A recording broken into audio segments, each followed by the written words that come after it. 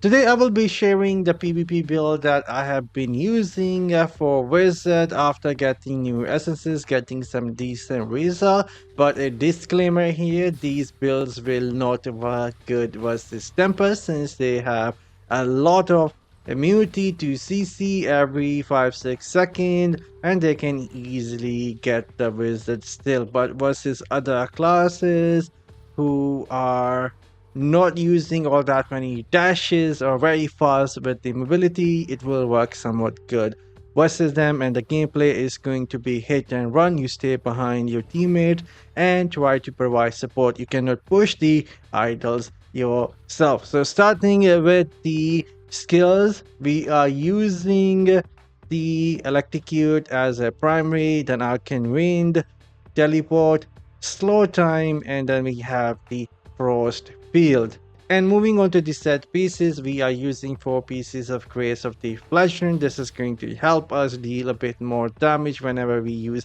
Arcane Wind. And the tick rate of the Arcane Wind is going to be enhanced thanks to the slow time helm. We will able to do a bit more damage. So this is going to be very important for piece of Grace of the Fleshman and enhancing it with the slow time head piece. And then we are using 2 pieces of Vitus Arches to extend the beneficial duration. This is very important to have 100% uptime for the frost field at all times and 100% uptime for the slow time skill. That is going to increase your movement speed by 20% and your attacks will have 20% increase tick rate. This is very important to have in this build. And as for the last 2 pieces, I am using the End Winter new set. The damage is going to be increased by 30% versus the frozen enemy, and this is how we will deal a lot more damage only using single skill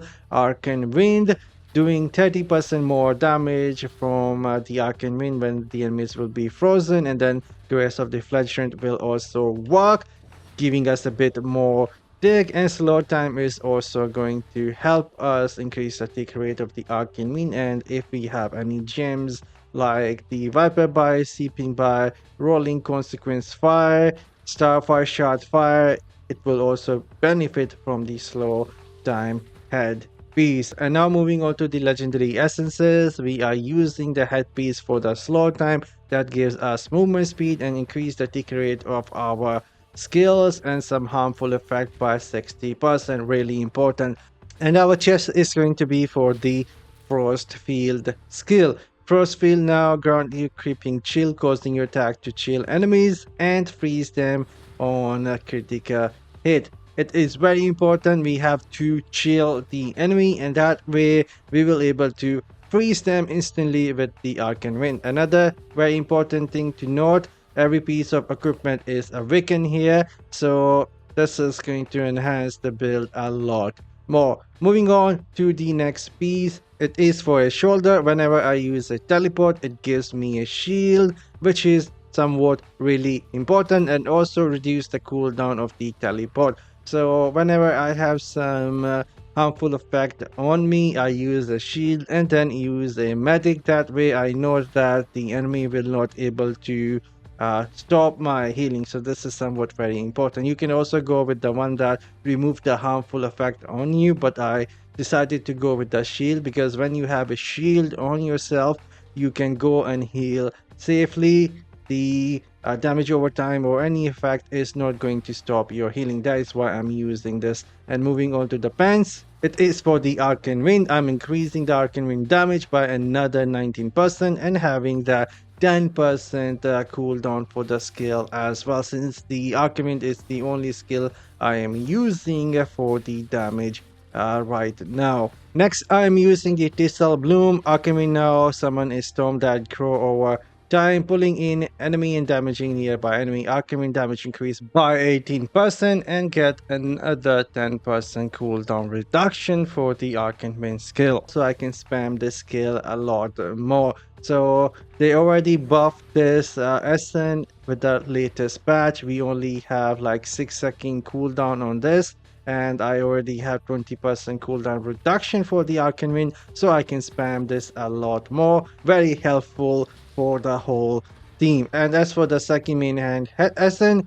it is for the slow time cooldown reduced by 18.6%, and I get another 10% cooldown reduction for the skill. So somewhat 100% uptime for the slow time skill. That is going to give me 60% increased stick rate for the skills and the gems I mentioned before, and also 20% movement speed. And now moving on to the offhand, the first one is for the Arcane Wind. Arcane Wind now also freeze shield enemy for 2.4 seconds, cannot occur more often than once every 3 seconds. Really strong. We will be chilling enemies with the force field skill, and when we apply the Arcane Wind on the enemies, they instantly get frozen. So really powerful combo now. And as for the last offhand Essen, I am increasing the maximum charges of the Arcane Wind. It is somewhat really good to spam more Arcane Wind, but you can also go with the one